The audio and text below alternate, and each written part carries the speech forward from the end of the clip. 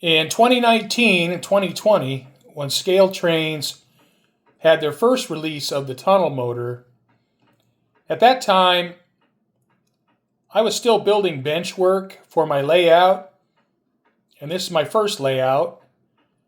And so I was focused on the bench work, getting the track installed, and getting the layout functional. I completely missed the first run of the tunnel motor.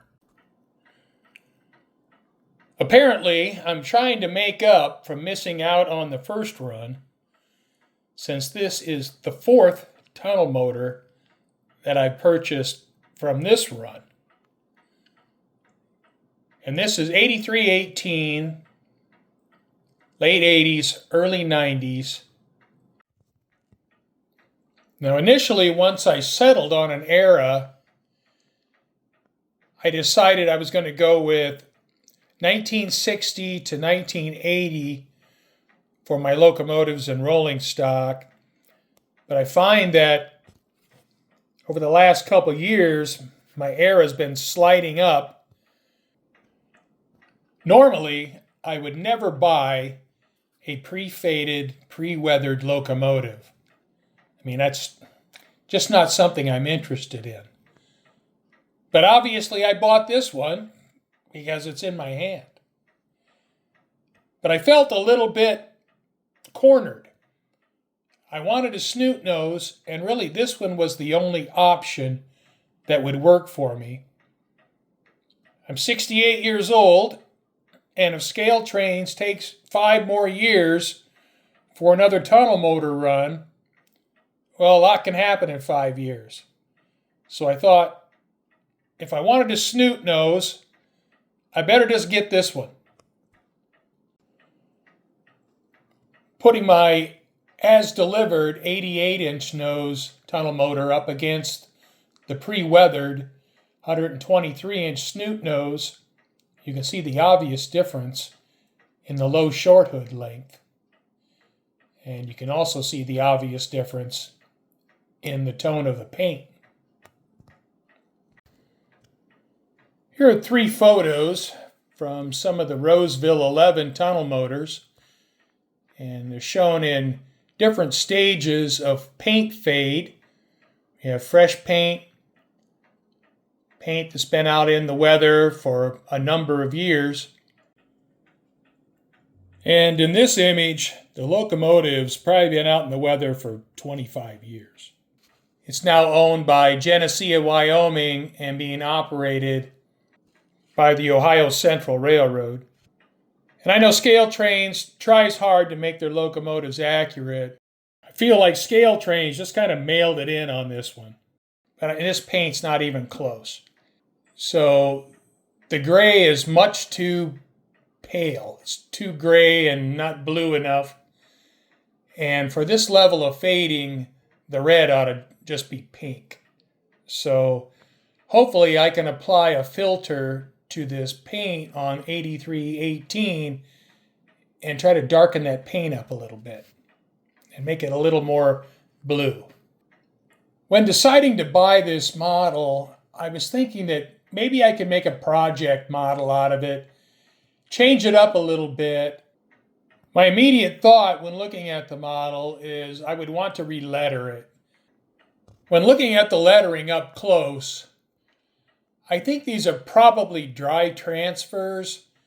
I'm not absolutely certain. I mean, they could be paint. They're not your typical film decals, though, so removing these could be a challenge. I don't know what I could use to loosen up a dry transfer. I don't know if Microsol would work or not, but I would want to lift these up without doing any damage underneath. If they're paint, the only way you're getting them off is to sand them off. You can see on this model, the rotary beacon on the cab roof. The gyro light's been plated over. The UDE light's been plated over. The class lights have been plated over. It seems 8318 would have gotten its beacon sometime between July 4th, 1987 and December 1990. Now here's a screen grab from a video on YouTube by Trainman4449. He claims the video was taken July 4th, 1987, and the gyro light is plainly in use. The UDE light's there. Class lights might be plated over. And then here's an image from Tehachapi that shows the locomotive as the second locomotive, and it shows the rotary beacon on the roof. And this was December of 1990. 8318 was built in 1978. Here are a couple images with fresh paint, looking brand new. Here's an image of 8318 in Roseville 6 years later, in September of 84. And here's an image of 8318, 8 years old, on May 12th, 1986 in Roseville. You can see it still has the gyro light, still has the UDE light, although the class lights have been plated over. Union Pacific patched 8318 to UP 8686. I could not find a picture of UP 8686. Here's a picture of UP 8683. Now it's a speed lettered locomotive, but 8686 I'm guessing would have looked pretty similar. In 2001, UP sold 8318, UP 8686, to LTEX, who renumbered the locomotive back to 8318. LTEX sold the locomotive to PRLX, and as of 2012, the locomotive was still in service, but I don't have any newer information than that. Southern Pacific had 2 lengths of Snoot Nose short hoods. Before 1978, so 1974 through 1977, they were 118 inches. 1978 to 1980, they were 123 inches. 8318 was built between February and April of 1978, and it has the 123-inch Snoot Nose.